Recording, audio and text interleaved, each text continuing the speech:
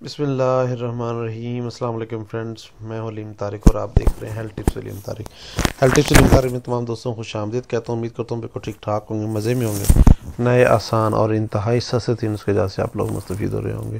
Friends, video शुरू करने से पहले तमाम बहनों भाई से रिक्वेस्ट है, जिन लोगों ने अभी तक चैनल को सब्सक्राइब नहीं किया, बराए मेहरबानी चैनल को सब्सक्राइब करें, वीडियो को लाइक करें और नोटिफिकेशन बटन को ऑन करें ताकि मेरी हर नई वीडियो आपको नोटिफिकेशन की सूरत में मिल सके।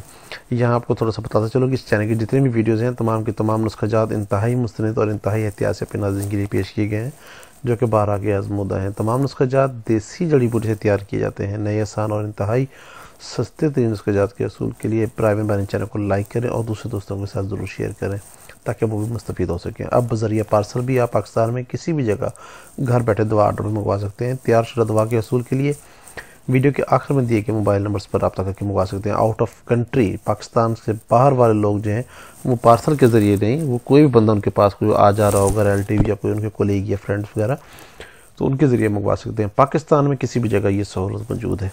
स्टार्ट करते हैं जी। हमारा जो पिछला जो वीडियो था वो था एहतलाम के बारे में, कि एहतलाम के लिए कुछ ख़ास चीज़ मैंने आपको तफसील बताई है कि एहतलाम क्या है और क्यों होता है।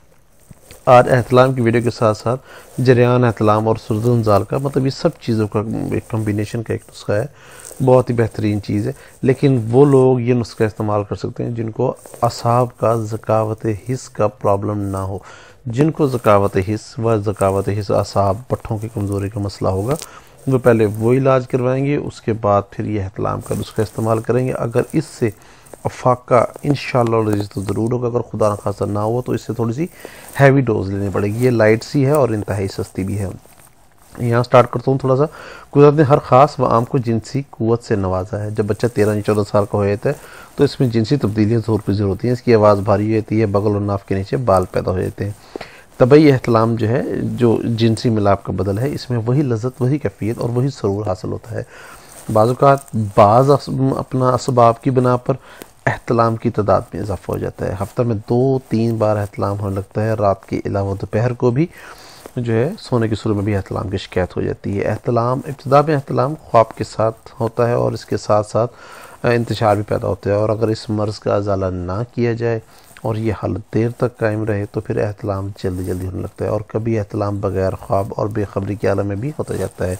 इसके बाद जो है वो तबीयत आहिस्ता आहिस्ता बिगड़ती जाती है, ज़रा ख़राब हो जाती है। इसके बाद इंतशार बिल्कुल नहीं होता। इसके बाद दिन में सोने से और फिर बतदरीज जागने की हालत में भी इंजाल हो जाता है। हल्की कपड़े की रगड़ से भी इंतज़ाल होना शुरू हो जाता है।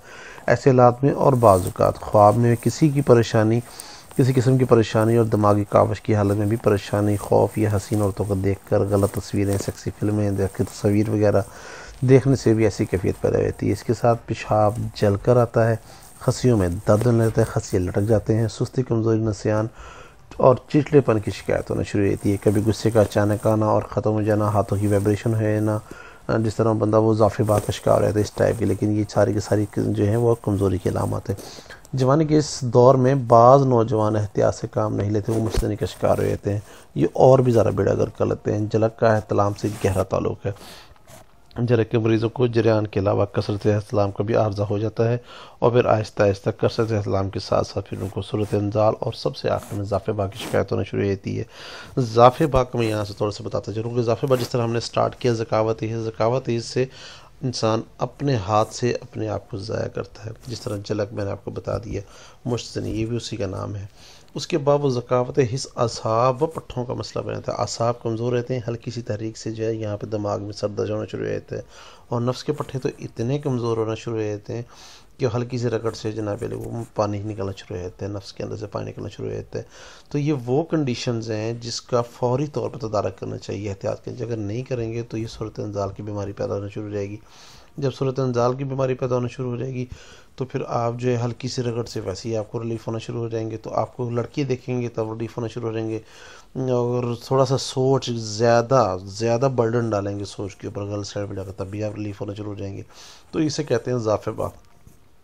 तो उस वक्त से बचें और उस चीज़ों से जनाब एहतियात करें कि वो चीज़ें जो इस तरफ लेके जा रही हैं, माइल कर रही हैं, आप उसको ख़त्म करें, तभी जाके इसका इलाज मुमकिन है। ये नुस्खा जो है इंतहाई सस्ता और इंतहाई आसान है। लेकिन फिर बात बता रहा हूँ कि जो लोग ذکاوت حس و اعصاب کے مریض ہیں، پہلے وہ ان کو علاج کروائیں، پھر وہ اس نسخے کی طرف آئیں، کیونکہ اس میں تھوڑی سی طاقت ہے اور تھوڑا سا قبض بھی اس سے ہو سکتی ہے، تو قبض کا بندوبست بھی لازمی کریں۔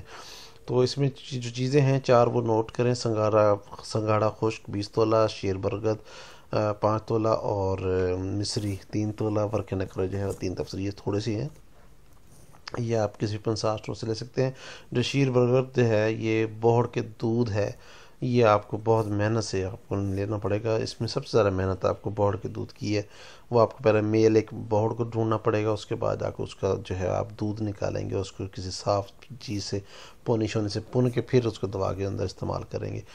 ترکیب تیاری میں ہے: سنگھاڑا اور مصری کو کوٹ چھان کر شیر برگد میں گوندھ کر چنے کے برابر گولیاں بنا لیں، اور شیر برگد کے اندر وہ گوندنا، اس کے اندر مکس مت کیجیے گا، دودھ وغیرہ اس کے اندر گوندھ کے اس کو گولیاں بنانی ہیں۔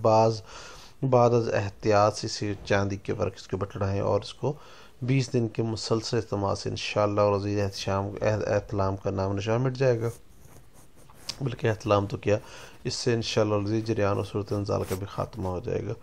تو امید کرتا ہوں آپ کی ویڈیو پسند آئے گی۔ پرہیز میں ہے جی، نرم بستر پر سونا مضر ہے، منع ہے، سخت بستر پر سونا چاہیے، مریض کو دائیں کروٹ سلانا چاہیے، جماعت سے سختی سے پرہیز کرنا چاہیے، غلط لٹریچر، غلط تصاویر اور غلط فلمیں دیکھنے سے پرہیز کرنا چاہیے۔ اور یہاں پر میں تھوڑے سا آپ کو اور ایڈ کرتا چلوں، باوضو ہو کے نماز پڑھا کریں، اس سے بہت زیادہ فرق پڑتا ہے، اس بیماری کی کمر ٹوٹ جاتی ہے۔